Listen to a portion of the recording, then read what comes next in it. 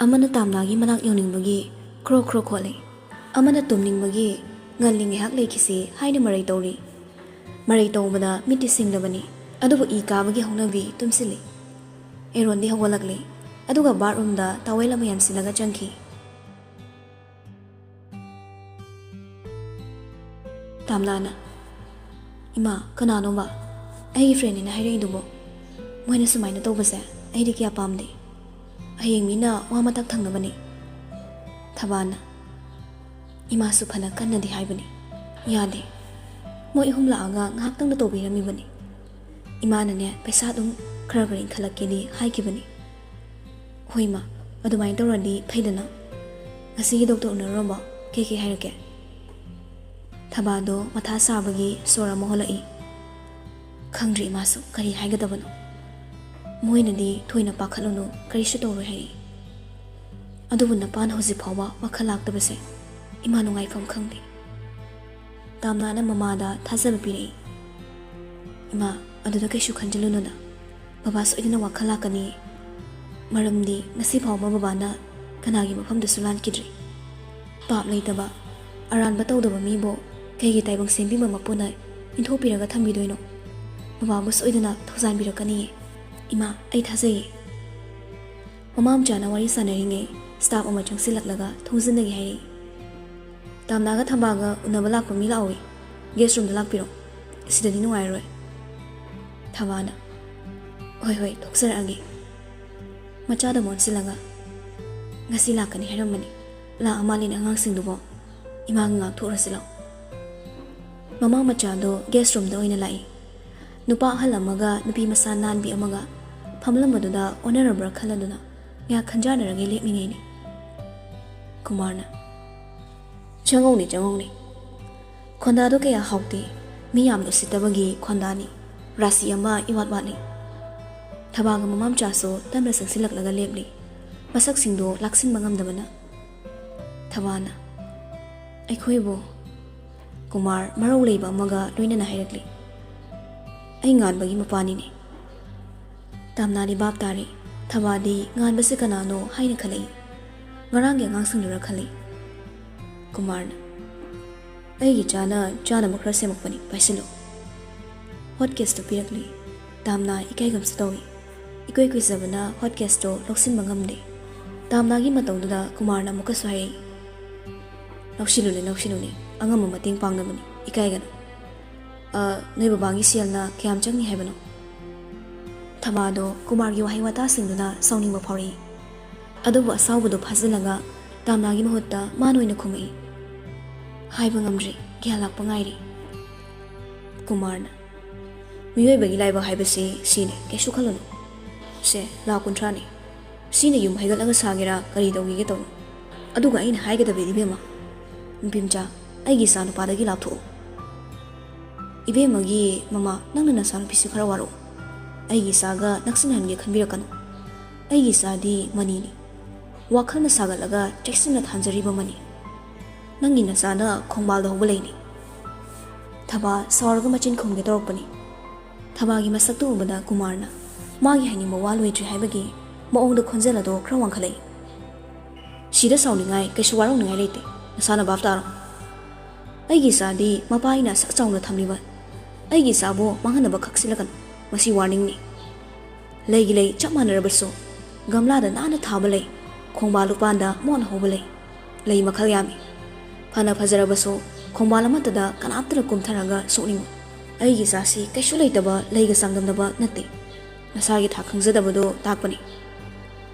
Mi usitabagi hongnabi migi tansa pida machindo perong hanglamnaga la kuntragi check to table mathakta thanamlaga thoki tawbani. Tamnana khami. Sir, amukta ngaibiko. Chalama mateng manaw anima job lepi. Nipim chaduda onsilei. Tamnagi machin khumukpan matawna Kumarso usitana noi. Tamna so matang sira tu sonbi oiningde. Mamagi kaisaba mataw uraga hena magi thawna oirakpani. Table dagi check mana tapai khalanga Kumargi makutta pirei. Sir, sales paibiko. Sir na hairiba wafam singse ai loina baptase.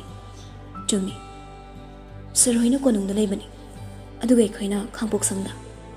Anisigi khenaba munna khangse.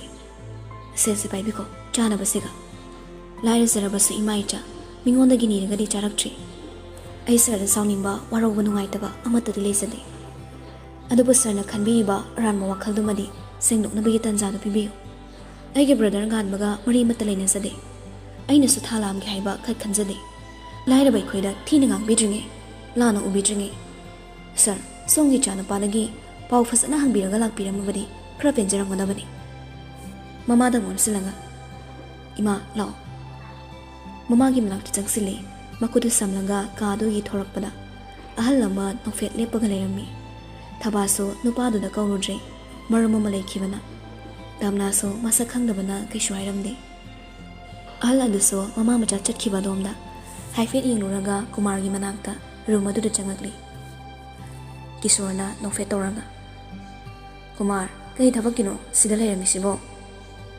ꯀꯨꯃꯥꯔꯅ ꯌꯥꯝꯕꯣ ꯊꯕꯛ ꯌꯥꯝꯃꯤ ꯈꯔ ꯍꯟꯖꯔꯝꯃꯒꯦ ꯁꯤꯖ ꯆꯠꯅꯕ ꯇꯧꯁꯤꯜꯂꯣ ꯂꯤꯟꯊꯣꯏꯅ ꯏꯇꯩ ꯏꯕꯨꯡꯉꯣ ꯈꯔ ꯍꯟꯖꯔꯝꯃꯒꯦ ꯑꯅꯤꯃꯛ ꯍꯥꯊꯨ ꯍꯥꯊꯨ ꯊꯣꯛꯈ꯭ꯔꯦ ꯀꯤꯁꯣꯔ ꯃꯊꯟꯇ ꯑꯩꯈꯣꯏ ꯀꯨꯃꯥꯔꯁꯤꯗꯤ ꯃꯁꯥꯅ ꯃꯁꯥꯒꯤ ꯑꯁꯣꯏꯕ ꯈꯪꯖꯗꯦꯅꯦꯁꯦ ꯅꯥꯄꯜ ꯌꯥꯝꯅ ꯀꯟꯃꯜꯂꯤ ꯏꯅꯥꯎꯅꯨꯄꯤꯁꯤꯁꯨ ꯃꯥꯅ ꯈꯔ ꯐꯒꯗ꯭ꯔꯥ ꯍꯥꯏꯔꯒꯅꯦ ꯍꯦꯟꯖꯤꯜꯂꯤ ꯊꯨꯝ ꯃꯣꯔꯣꯛ ꯊꯥꯛꯄꯗꯤ ꯑꯣꯟꯊꯣꯛꯅ ꯀꯟꯈ꯭ꯔꯦ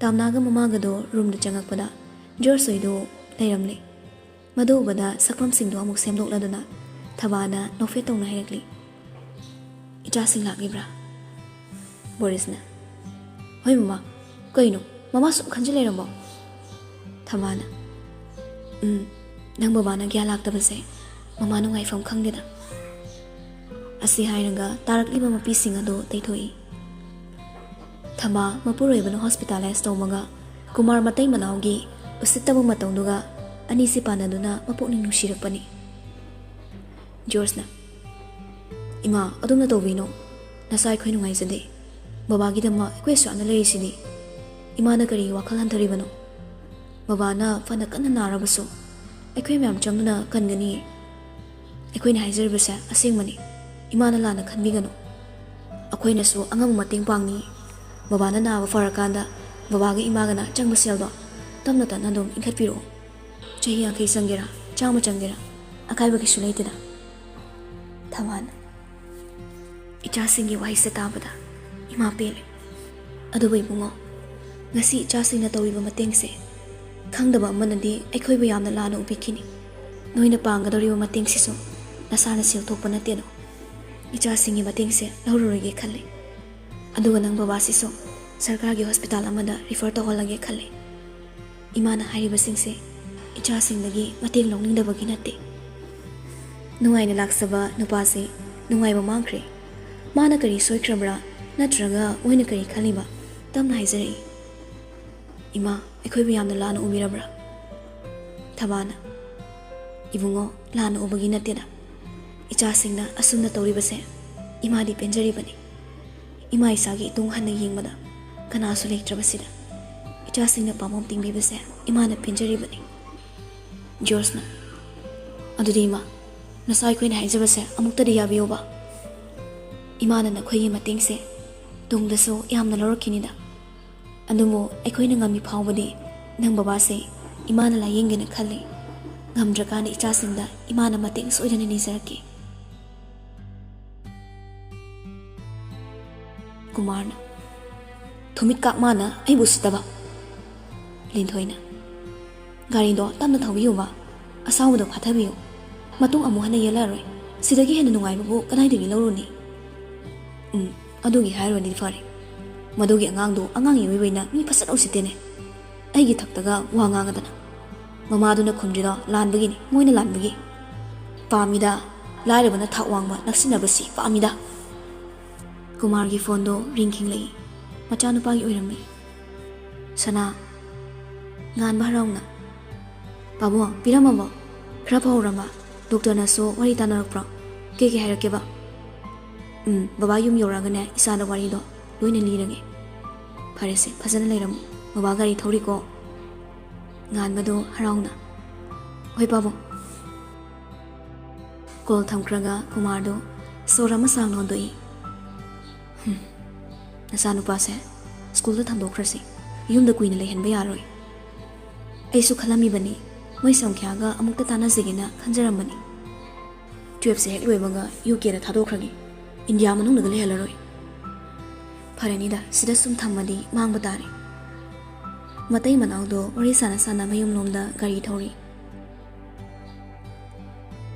ꯖꯣꯔꯖꯇꯤ ꯊꯕꯥꯒꯤ ꯋꯥꯍꯩꯗꯨꯗ ꯌꯥꯝꯅ ꯅꯨꯡꯉꯥꯏꯖꯗ꯭ꯔꯦ ꯑꯃꯨꯛꯀꯁꯨ ꯊꯕꯥ ꯇꯞꯅ ꯅꯨꯡꯁꯤꯅ ꯃꯈꯥ ꯇꯥꯔꯛꯂꯤ sida yam khanjilagum sida imada sel khara leiri hojikidi si oina araiba khara sinane hana noi babagi anaba se yengkige hojikti noi so anga yamna oiri aduna ai isa singni mating sulongninjri tamna tumina thariba betugi matai du da family waso machet amata ngangda mamaido ngangta mapira so senthari ngasai asawbana thona laikibani adubu mamagi sontharakpa matau makhoi hantana ubiba mahong asida hena mapina holei thongjindagi kisorna macha tombada isa tomba makhoi pulapto thonglomdon thorakli kisordo nofe tawna changi aduga thabal onsilaktuna hairi thaba aigi sa tombana hairibasa yabiyo hospital asida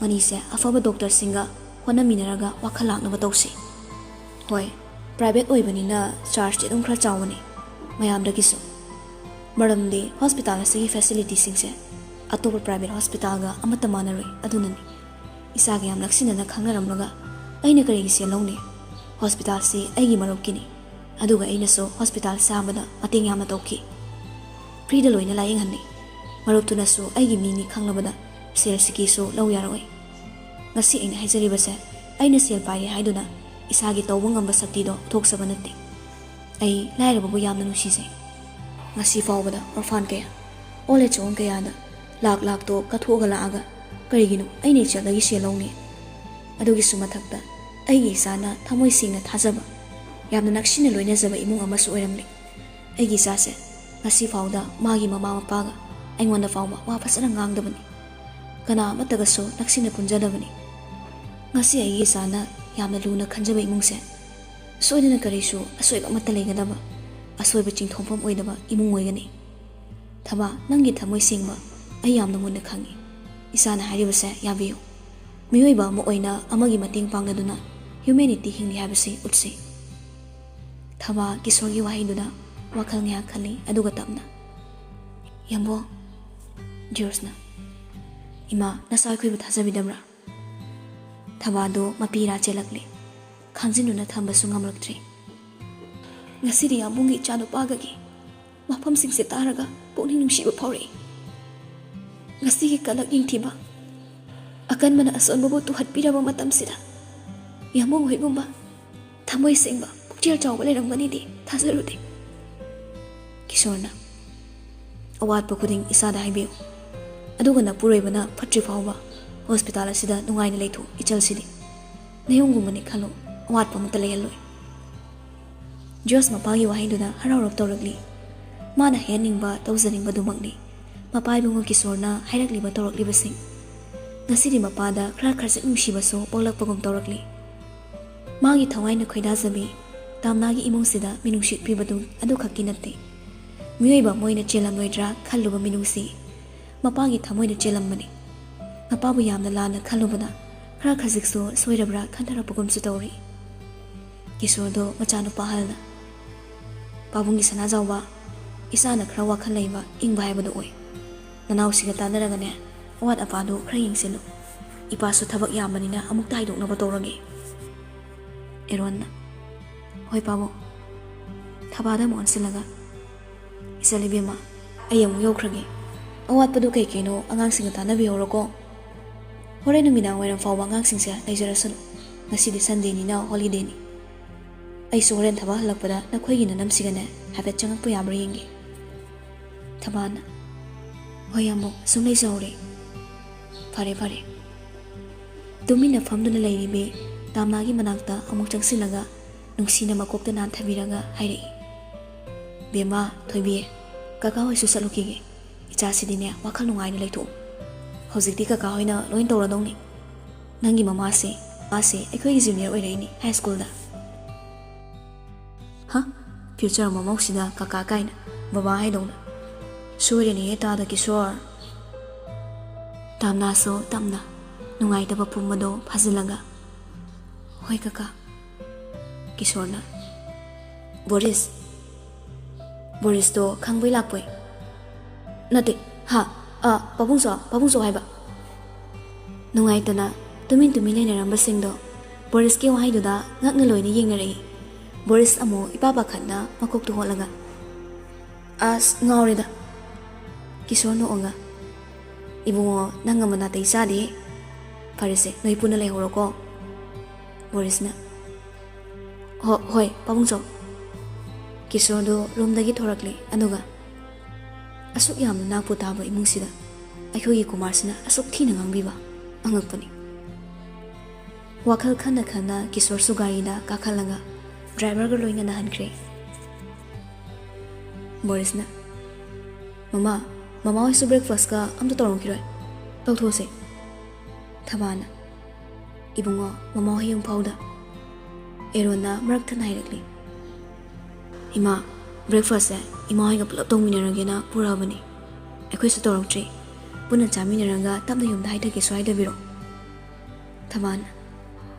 Ibungo restaurant do imai chagi do chakhauni do. Namidang sida leirabaso. Ayuk nungtildi thong hang sirana khanbani ni imana. George na. Hoi ma, imana fagadaba do adum tawbiyo. Ado breakfast sarago ina chatbiro. Hoi, chathong silo. Breakfast sing do room do da laiba table macha do da korok koina punna phamina chamine. Chaba loiranga tamnana chaiba sing do loisili. Eron CRE. Adogumada kaya hisadama George ka katan number 1 Boris ka di yaudi. Loisin baloiranga punna mo restaurant na lakminari. Mayam punna lang na phamine. Thabana semni ba chana ba singado munna yengli. Aduga mapot machay singdo semjin miyaw sili. Nupa macha humduna thabang yawa mado pungkaw he kahan mogong tawi. George di tawri ba singdo kaya yaudi. Madi masagi winaso kralem tui. Wag su kaya ngangande. Adugo thamoy di champutni. Changak liba mayam dugi chana thakna ba singado sabta uba nupa ni do siyok sili. Makoy ni yawbugi lesabi mayam aso restaurant do hupchilay. Adugo pakhang singsini. Pakhang singgisina masak mataw ingbi sakchuda noptrabi tamagi interest ni. Masak mataw phazaba tanap pa makoy kharaso restaurant do changai. Aduga inomcha coffee mangata bibiyo. Chow humamaga momo ani. Aduga pisang ko pibiyo ba. Jos do igaray matom do khali. Nupi masambe na putani nga tawri. Patibong kulaw singsi. Thabana. Yani mungo.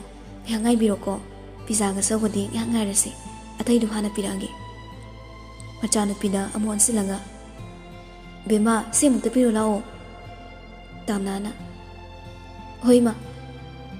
Chana ba singdo nupamcha singdogi table do thammi. Nupa singdo so nupim cha do da irang meeting ama ingsilai. Madu mayam na udrabaso George na di ure. Khaman pa sawning behin galay. George na Boris pa kauksini. Boris na. Kaino tabak subayaw ko sinate. Tumina fam haidra. Atuk yeli duwa. Na time sise. Laiba customer sing sigi chana ba thangdok yahon ngano. Kasi nung padokti nanggirong na togadra. Is ngamdre. Natuna ning thong masawin uraga. Akoy na minay win ubra. Nang yami hondre nga na nang namosulo. Boris di ase ayram naga chatkri. Nupado di pakrang markag chatli gay duni. Krang lauri.